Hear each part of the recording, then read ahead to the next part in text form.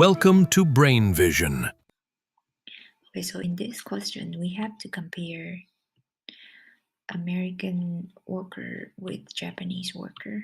So they can either produce cars or grains, say grains. So within a year, both of these workers can produce 4 cars.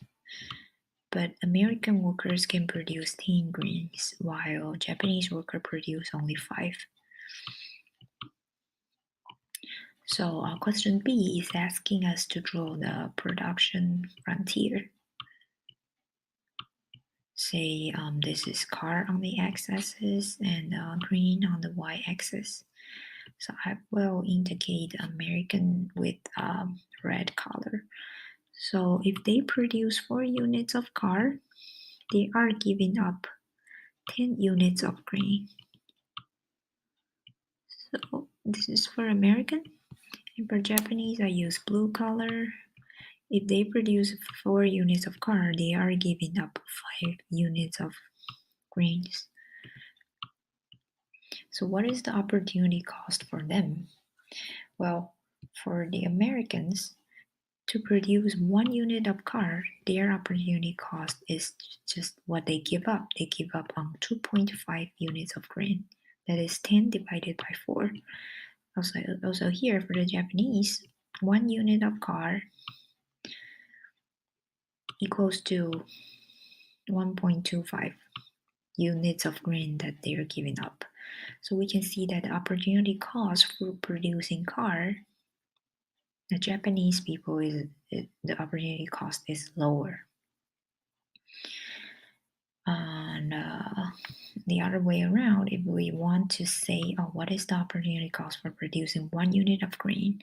So for Americans, it's 0.4 unit of car.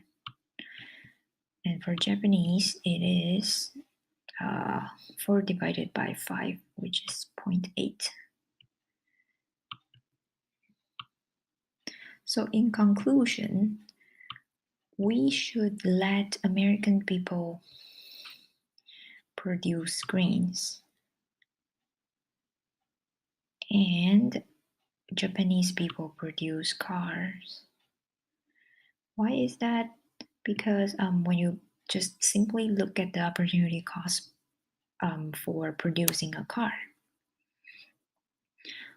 what Americans are giving up are 2.5 units of grain. So they are giving up a lot to produce a car. So it is not very good for them to produce a car because they're giving up too much. But comparing to Japanese people, they're giving up only a little. So they should produce the car while American people should produce grains. Okay, so we have already answered A, B, C. So which country has an absolute advantage in producing cars? So we can see that absolute value, we just look at the numbers here. They're both 4, so no one has absolute advantage in producing cars. But American people, they have absolute advantage in producing grains because 10 is greater than 5. Okay, so question E, what about comparative advantage? So when we compare, we can see that Americans have comparative advantage in producing grains because their opportunity cost of producing grains is lower, while Japanese people, they're good at producing cars because their opportunity cost of producing cars is lower than Americans. Okay, so question F, without trade, half of each country's worker produce cars and half produce grain. What quantities of cars and grain does each country produce? So remember, we know that they both have 100 million workers. So if they split like half and half doing, I'll use color blue.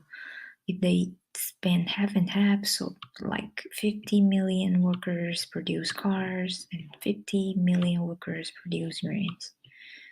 So in total, Americans will have 50 times 4, which is 200 cars being produced, and 50 times 10, which is 500 unit of grain being produced.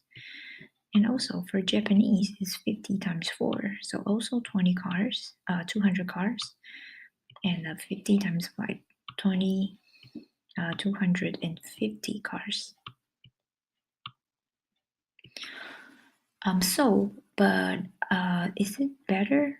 No, we can do better by trade. So if now we say that, okay, Americans only produce grain and Japanese people only produce cars. So I'll use black as the new thing. So now all 100 workers produce cars. So total, we will have 400 cars produced by Japan. And 100 workers, American workers producing grains. So in total, we will have 1,000 tons of grains. So now, when they want to trade, because Japanese people now only have cars, they want to trade in exchange for grains because they need to eat.